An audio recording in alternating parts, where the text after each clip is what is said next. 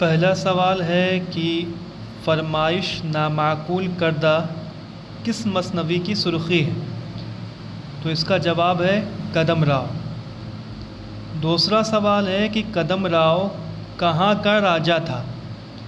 कदम राव जो है हीरानगर का राजा था। तीसरा सवाल है कि कदम राव मसनवी कब लिखी गई। उसका जवाब है कि कदम राव मसनवी 1421 से 1435 के दरमियान लिखी गई। चौथा सवाल है कि कदम राव मसनवी किसके दौर में लिखी गई, यानी किस बादशाह के दौर में लिखी गई।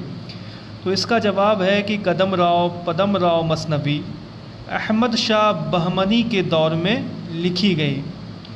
पांचवा सवाल है कि कदम राव का क्या था। तो इसका जवाब है कि कदम राव का वज़ीर था। छठा सवाल है पदम राव के मुरत्तिब कौन हैं।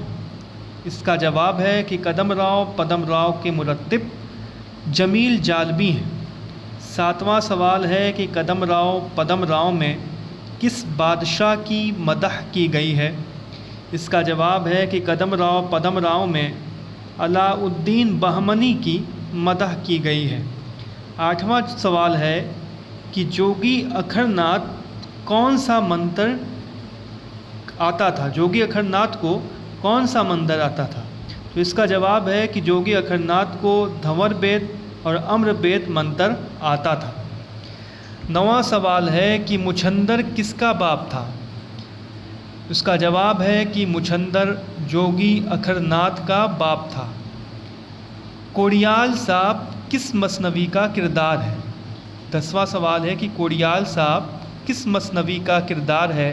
तो इसका जवाब है कि कोड़ियाल साहब पदम राव का किरदार है।